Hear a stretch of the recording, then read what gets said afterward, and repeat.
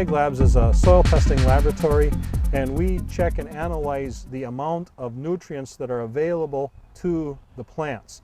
So a lot of soil tests will look at what's the total nutrients in the soil. Our test, in contrast to that, wants to see what can the plants actually get. So it's a big difference many times between the two.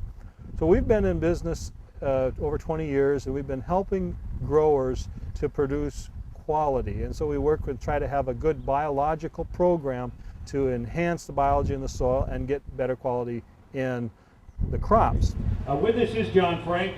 John is from the International Ag Lab, the hybrid gardening department, and basically he knows what he speaks. He knows how to help you grow whatever you want to grow healthy, and if you're a farmer, he knows how to make your farm grow and prosper, all the farming and growing techniques.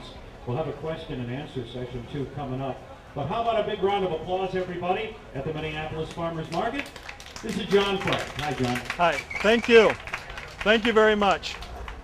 What I want to cover today, I just want to cover and look at the difference in food quality and how the quality is a measurement of the mineral density, and also explain a simple tool so that people can check the quality of what they're growing themselves.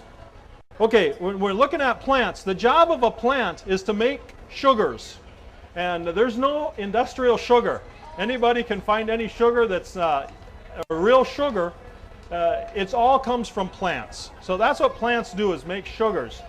When they make sugars, they also combine minerals with the sugar. So we can measure the quality of the plant by looking at how well it's doing its job of making sugars. Nutrient-dense foods refers to the amount or the density of the minerals that are present in a food. So if we compare the amount of minerals in one carrot versus another, the carrot with the greater amount of minerals is going to give a better benefit to people because there's more nutrition in it. The job that we have to do is to provide the minerals into the soil so that the plant can combine them with the sugars. It makes sugars by taking carbon dioxide out of the air, combining it with water and moisture, and that's a basic simple sugar. So what we have is minerals from the soil come up, and carbons are made in the plant leaf, and there's minerals there's carbons in the form of carbohydrates going back down the roots. So this is how a plant basically works. When the sugar goes down to the root as part of the root exudates, it feeds bacteria. Bacteria make more sugars available, and make more minerals available to the plant. So the question we have today is, we can look at a piece of asparagus or some other produce, and we want to know, is this good quality, poor quality, average, very poor? And we can actually judge the quality of what we're buying. Well, everybody does have one very important tool built in, and that is we can sense with a sense of taste quality. And we all like a sweeter apple or a sweeter grape or carrot or whatever. And the sweeter produce is what we're after. That is one indicator. So if you have to choose between the two, say 2 strawberries, take the sweeter one. So I just want to point out that there's a really strong interplay between plants, the soil, and the bacteria that are around the roots of the plant. And so we try to increase the quality of the plant. We have to think of the roots, and we have to think of the bacteria and the minerals in the soil. Now, the more the plant makes sugars, the more minerals it joins with those carbohydrates. And we all like sweeter produce. So if we get 2 apples, then we take the sweet one. And the most honest people around when it comes to eating are children. They'll tell you if it's good or not. Does anybody like low quality, not sweet carrots? No. Kids are the most honest of all of us. And a lot of times us adults, we suffer through and just eat it. Well, we're eating low quality, and we need to learn a little something from our children. Why are minerals so important? We know the answer, but it's important to remind ourselves. Minerals are important because that's nutrition. And the only thing that stands in front of us and drugs and surgery is nutrition.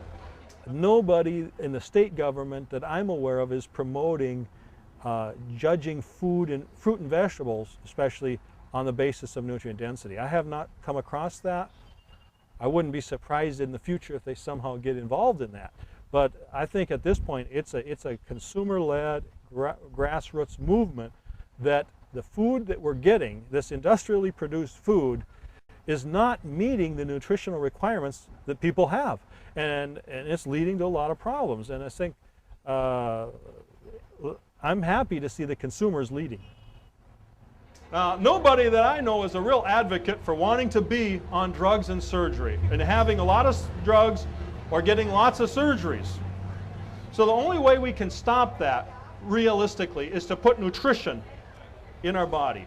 So there's lots of things that are important, exercise, but one of the primary forms of nutrition is food.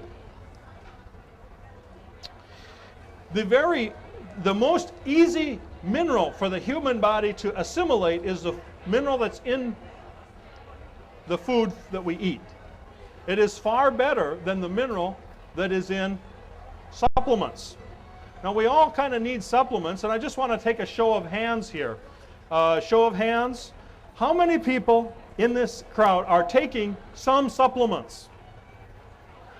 Okay, most of us are.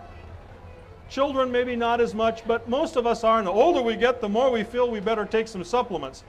The reason is our food is depleted. Our food level, the nutrients that are in food are much lower than what it should be.